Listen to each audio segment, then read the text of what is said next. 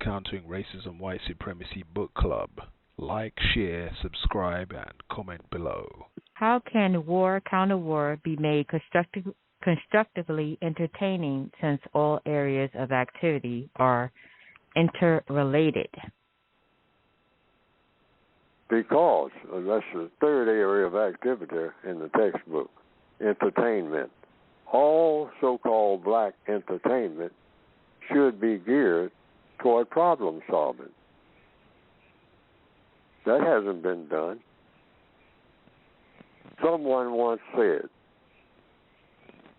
I don't know who said it, but I remember it. Let me write the songs for a people, and it makes no difference who writes their laws. That caught my imagination. Yeah, could you repeat that? That sounded pretty interesting. It said, and I'm paraphrasing because I don't know the exact quote, but it said, let me write the songs for a people, and it makes no difference who writes their laws. In other words, whoever writes the songs is going to have more power than the people who write the laws, because the people are going to be kind of wedded to the songs. And I thought about that, and people went marching off to battle on the basis of, from what I read in a history book, may not be true, a song called John Brown's Body. John Brown's body lies a-molding in the grave. And people went to a thing called the quote, unquote, Civil War, which is a misnomer, but they had one, and a lot of people died. But one of the songs they were singing that inspired them to go marching off.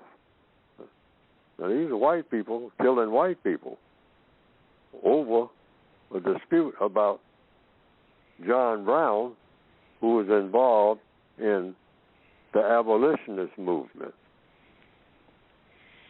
And the songs, John Brown's body lies a-molding in the grave, because he got killed and got hung after trying to do it.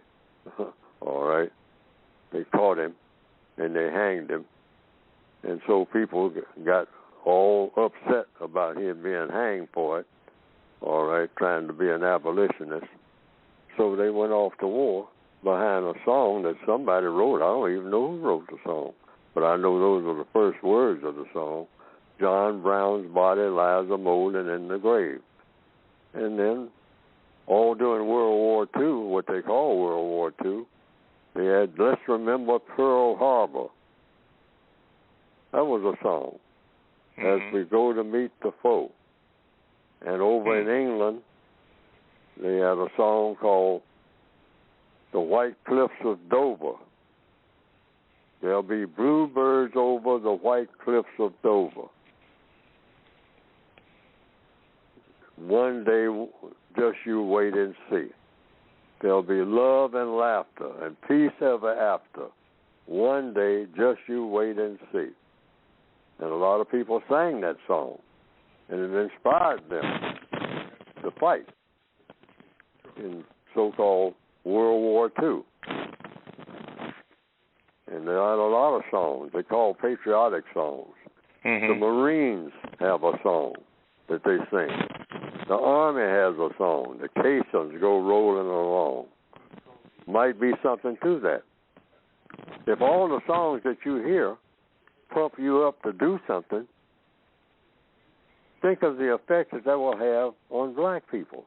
If every song that you heard was about doing something to solve a problem, that black people didn't write songs that made problems like many of us do, but songs that solve problems, maybe we would be miles ahead.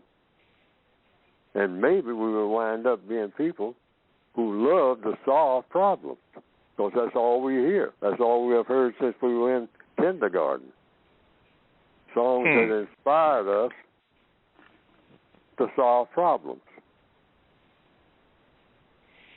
And well, that first quote you made, Mr. Fuller, in answering Helen B's question. Let me write the songs for people, and it makes no difference who writes their laws.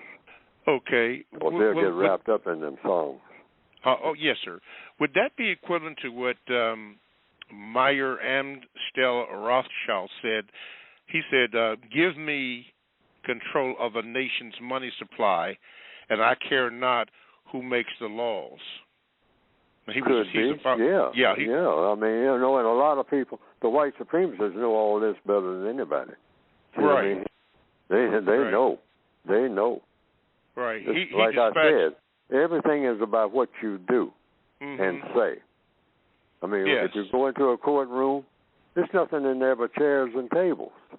But the outcome of somebody's entire existence on this planet is going to be determined by what? What was said. All right? So that thing about writing songs, every song that a black person ever sang, every song that was ever written by black people for black people, just imagine if it was about problem solving. Every last one of them. We would be great problem solvers if that theory holds up. And there's plenty of reason to believe that theory does hold up. All righty. Helen B., I know you've probably gone, but you were in the chat room. But thank you for your call. We appreciate that.